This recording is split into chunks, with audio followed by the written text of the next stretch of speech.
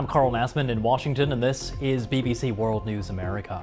Israel and Iran continue to pummel each other with airstrikes as President Trump says the U.S. is talking to the right people in Iran to end the war right now. The leaders are all gone. Nobody knows who to talk to. But we're actually talking to the right people, and they want to make a deal so badly. You have no idea how badly they want to make a deal.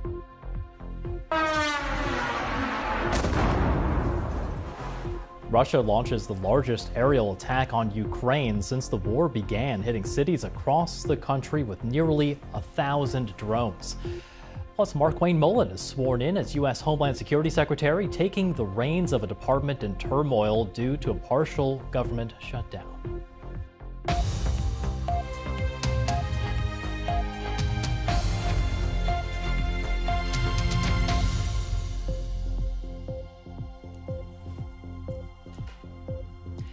Welcome to World News America. U.S. media are reporting the White House has handed Tehran a 15-point plan via mediators to end the war in the Middle East. Those outlets citing unnamed sources. The BBC has not seen the document and is so far working to verify those reports. Earlier, President Trump said that negotiations with Iran are ongoing and that Tehran would like to make a deal. That's despite Iran maintaining, publicly at least, that there are no direct talks. Well, speaking at the White House, the president said his vice president, J.D. Vance, his secretary of state, Marco Rubio, his son-in-law, Jared Kushner, and the U.S. special envoy, Steve Witkoff, are all involved in those discussions. He added that Iran had given him a very big present relating to gas and oil worth what he called a tremendous amount of money. There's been no confirmation from Tehran on that, but it comes as Iran announces it will now allow ships to pass through the Strait of Hormuz from countries not linked to the conflict. Let's take a listen now to what the president told reporters. We're having, by the way, a tremendous success, as you know, in Iran. We had one in Venezuela, and now we're having one in Iran. They have no Navy left. They have no Air Force left. They have no anti-aircraft equipment left, no radar left, no leaders left. The leaders are all gone. Nobody knows who to talk to. But we're actually talking to the right people, and they want to make a deal so badly. You have no idea how badly they want to make a deal. All right, let's bring in our White House reporter, Barrett DeBusman. He's been at the White House all day following those developments. Just bring us up to date on what we heard from the president, really some interesting updates, kind of pulling back the curtain on some of these negotiations. He did. For the first time, as you mentioned, he revealed kind of some of the members of his inner circle that are participating in those negotiations, as well as himself.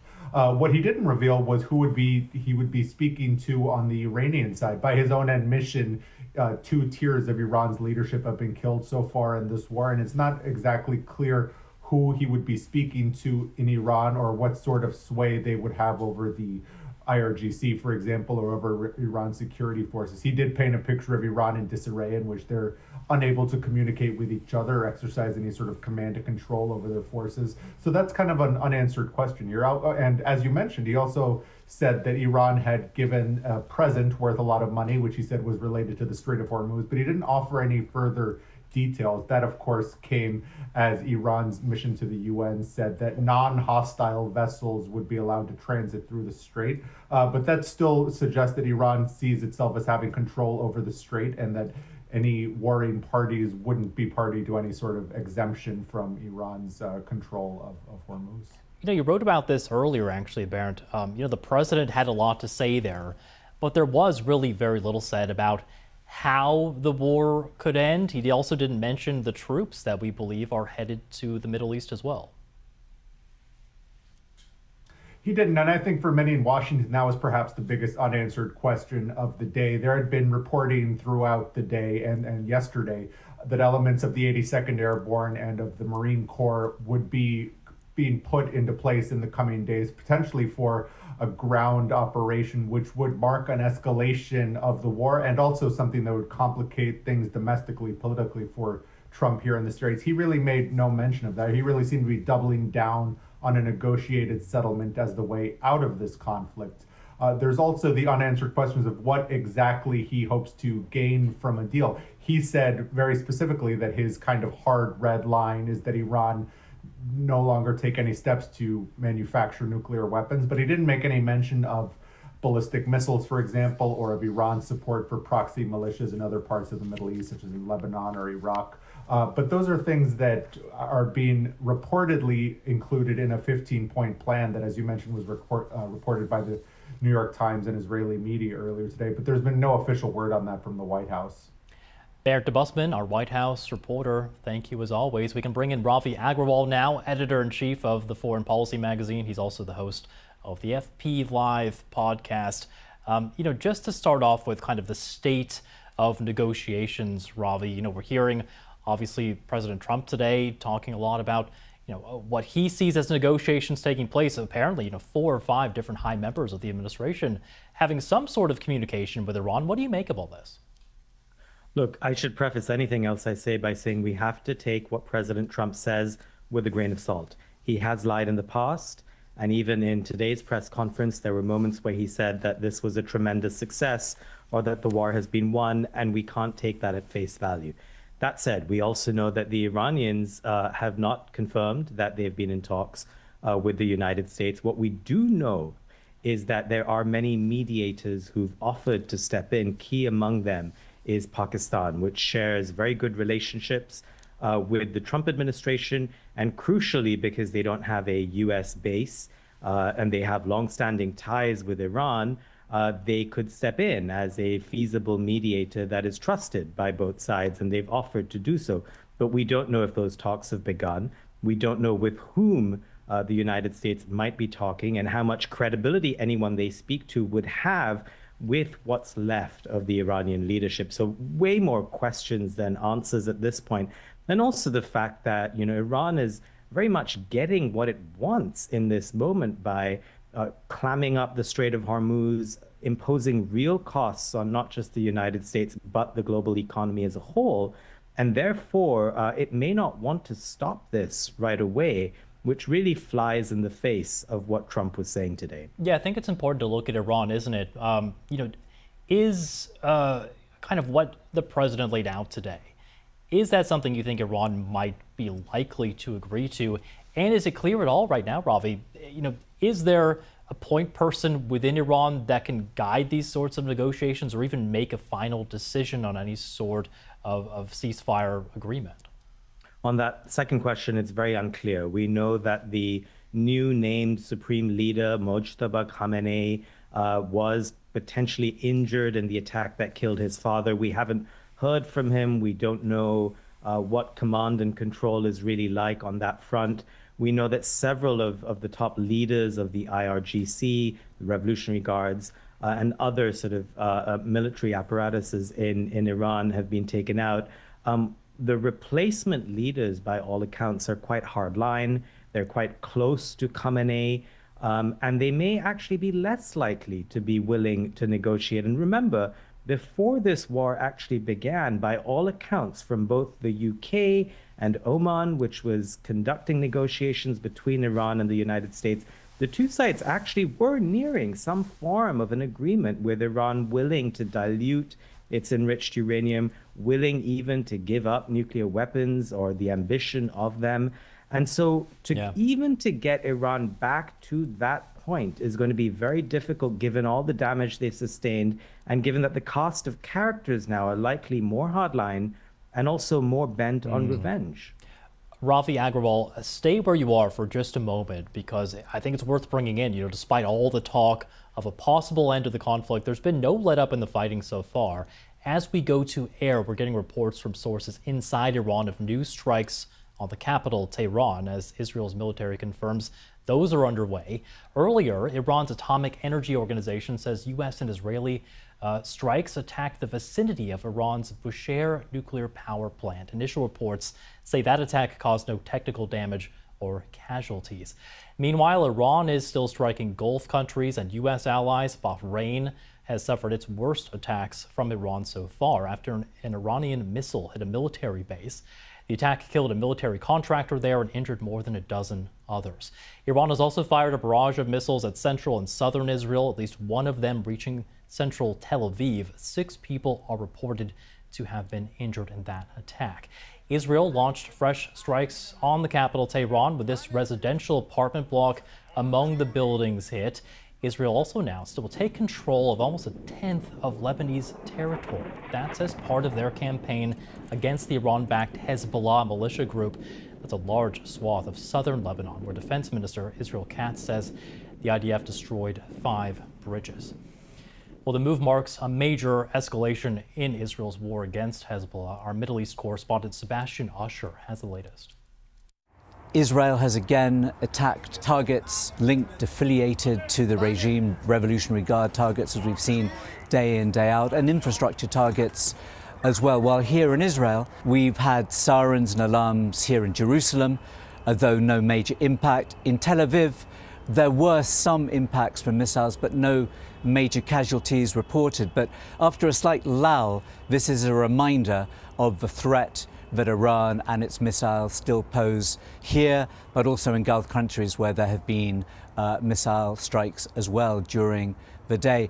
In Lebanon, the Israeli Defense Minister, in particular Israel Katz, has already laid down a new line about what Israel is doing there. He said that Israeli troops will now establish a zone 30 kilometers up from the Israeli-Lebanese border, up to the Litani River, this marking point of South Lebanon, where people have already been evacuated, and saying that essentially will be fully taken over by Israeli troops for the foreseeable future until the threat of Hezbollah is completely eliminated. That means, he said, that the hundreds of thousands of Lebanese who've had to flee that area, some major cities, some major towns there, will not be able to return. No one in any homes, no residents there whatsoever. The Lebanese government has reacted to this, as you can imagine, with great concern. Hezbollah itself, the senior officials, has said that this is an existential threat and that they will fight to maintain the land for Lebanon. Sebastian Usher there reporting. Let's bring back in Ravi Agrawal now, editor-in-chief of the Foreign Policy magazine. We heard there Israel's defense minister saying that its troops could remain in parts of southern Lebanon there, essentially setting up a buffer region. How significant do you think that would be? Very significant. And I also just want to draw a contrast here, because when we were talking earlier, it's becoming increasingly clear the United States doesn't have a clear strategy of what it's doing in this war. Israel does. It has wanted this for quite a while, both in Iran and in Lebanon, the second front of the war. And the way Israel sees this is Hezbollah has been largely weakened over the last couple of years of conflict. They've taken out many of the senior leaders of Hezbollah, many of whom lived in that southern part of Lebanon that we were just discussing. And so they had a moment now to weaken them further, but also to really root them out from their strongholds in southern Lebanon. And that's why Israel is trying to take some of that territory, about 7 or 8% of Lebanese territory, and also displace about 1 million people, which is about a fifth of Lebanon's population. More than 1,000 people have been killed. Their hope really is to do a little bit of what they did in Gaza, which is to raise some of the territory that Hezbollah commanders had been using to attack them. And this is all part of a longer term strategy to reduce the risk of any future attacks on Israel. And Ravi, just briefly, looking at the U.S. and Israel here, if President Trump were to, in the next days or weeks, sign some sort of agreement with Iran to stop hostilities, do you think that would mean Israel would stop its actions there in Lebanon? How much are the two sides really on the same page here? That is unclear. Publicly, they have, especially Benjamin Netanyahu, the Prime Minister of Israel, has appeared to be in lockstep with President Trump of the United States. But we know that the two sides have very different goals and objectives. And there's every chance that Israel may, sensing weakness, decide to go ahead and try to claim the strategic wins that they want. I think the other key element of this that determines how President Trump might react is the hit to the global economy. And for each day that Iran is able to continue its stranglehold on the Straits of Hormuz, that just has a ripple effect not only on the global crude markets, the global gas markets, but also fertilizer, helium, a range of other products that go through that area that will then have not only short-term but longer-term ripple effects on the global economy. Yeah. I don't think Israel cares about that as much. Yeah, for as much as the markets are watching what President Trump does, it's pretty clear it's also working the other way around. Ravi Agrawal, the editor-in-chief of Foreign Policy magazine, always great to get your thoughts. Thank you. Pleasure. Well, Russia launched its largest aerial attack on Ukraine over a 24-hour period since the start of the war, hitting cities across the country with nearly 1,000 drones. More than 400 drones were fired on Tuesday afternoon alone. This was an unusual daytime attack, killing and injuring many across western Ukraine. Our correspondent Vitaly Shevchenko sent us this report from Kyiv. Normally, attacks of this scale happen at night, and they tend not to focus on western Ukraine. Tuesday was different. It started with what Ukraine has tragically seen in the past many times. Attacks overnight and in the early hours of the morning killed 5 people across Ukraine.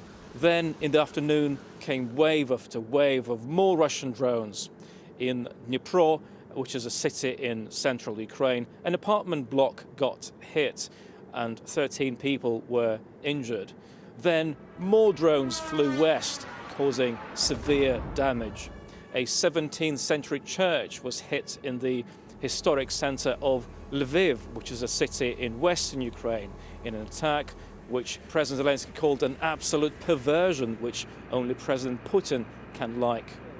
In neighboring Ivano-Frankivsk, more people were killed and a maternity hospital was damaged as well.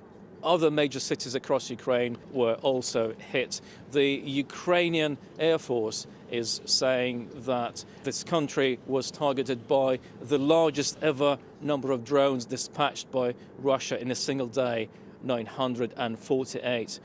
The Ukrainian President Volodymyr Zelensky says that the sheer scale of this attack shows that Russia has no plans to end this war. Still ahead, the new U.S. Homeland Security Secretary is sworn in. That's as lawmakers continue to negotiate on funding for that department. Around the world and across the UK, this is BBC News.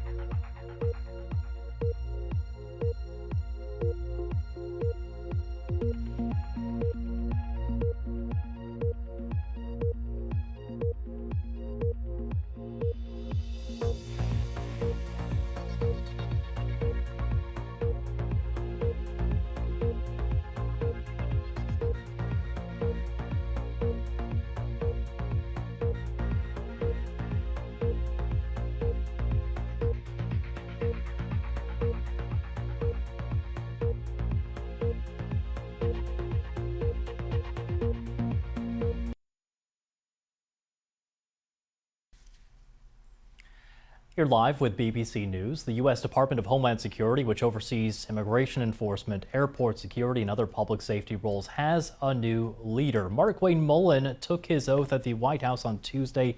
He's replacing the outgoing controversial Homeland Security Chief Kristi Noem. The former Republican senator from Oklahoma said politics would play no role in his approach to the job.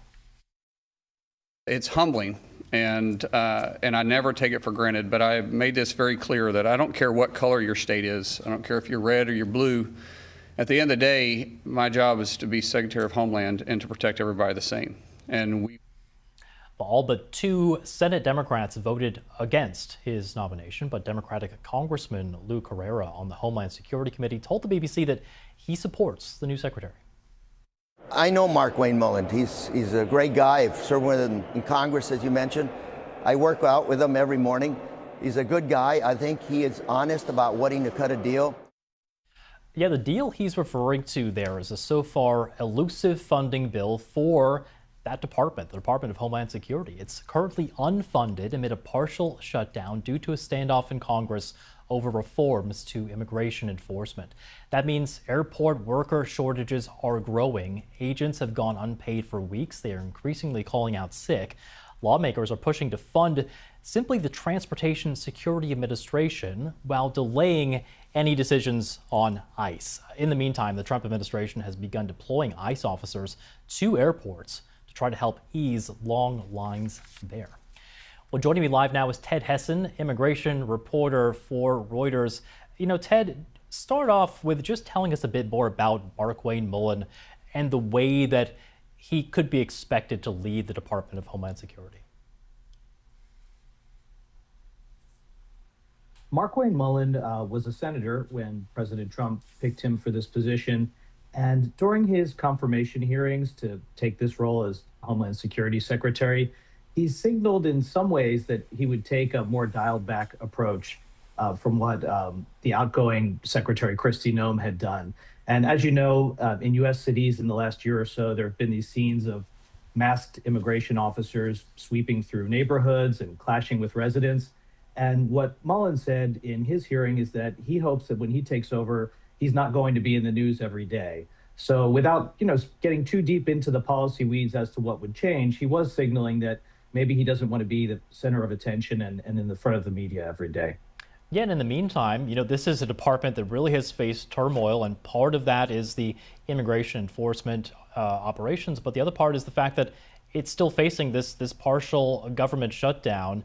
Do you think that this deal and having a new leader of that department will help maybe to unlock some negotiations and get funding back on the table for DHS? Republicans took that approach, and when President Trump announced that he was firing the outgoing Secretary Noem and nominated Markwayne Mullin for this role, Republicans were enthusiastic about it and saying that it would help break the impasse. But Democrats were fairly dug in on their position and saying that they needed actual reforms to immigration enforcement in the U.S. and that it wasn't just a matter of who the face was at the top of the department, that there had to be real changes to policy.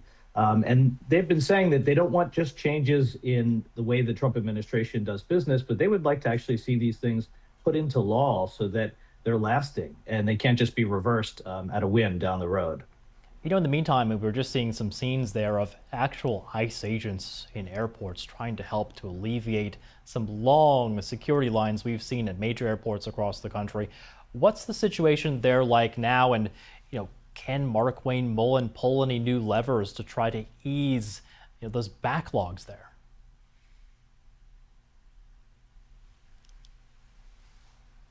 Yeah, with the funding impasse over Homeland Security, it's meant that TSA agents have been going without paychecks. And these are the people who screen passengers as they come into the airports through security. And with that, more and more have been calling out sick, and there have been longer lines to get through security at U.S. airports. Somewhat out of the blue, President Trump said that he was going to be sending ICE officers to airports. There's been some skepticism about whether they can actually help the situation or whether it could inflame it. What we saw yesterday as they were deployed to more than a dozen airports were images of them mostly standing around in groups or strolling through the terminal, in some cases assisting security officers. But it wasn't clear that it was necessarily having much of an effect, and if that was really going to ease these log jams that are stemming from experienced security officers calling out sick. Just briefly, 20 seconds left here, Ted, but Secretary Mullin will also be in charge of FEMA, the Federal Emergency Management Agency. That had been an agency that might have been on the chopping block under Kristi Noem. Do we know about the future there under Mullin? He said that he wants to reform the agency. He said he doesn't want to necessarily get rid of it. And that actually reflects the Trump administration's evolved position on that. When President Trump returned to office in 2025, he suggested he would end FEMA. And then over time, the administration seemed to soften that view as more and more people and lawmakers were clamoring to keep it and have it there in case of emergencies. All right. Ted Hessen there with Reuters. Thank you very much. Here's a roundup now of some other stories making headlines around the globe. A jury in New Mexico has found that social media giant Meta violated state law by misleading users about the safety of its platforms and enabling child sexual exploitation to take place. The company has been ordered to pay $375 million in civil penalties. Meta says it respectfully disagrees with the verdict and plans to appeal.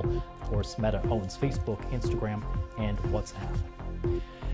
Liverpool footballer Mohamed Salah has announced that he will leave the club at the end of the season. In a video message on social media, he said, "Unfortunately, the day has come, and this is the first part of his farewell." The 33-year-old Egypt international has scored 255 goals in 435 appearances for the Reds, helping the club to 9 trophies, including 2 Premier League titles. All right, still ahead on World News America, we break down the results from elections taking place in Denmark, and NASA prepares for another shot at going where no man has gone before. I'm Carl Nashman in Washington. Stay with us. All that and more coming up on World News America.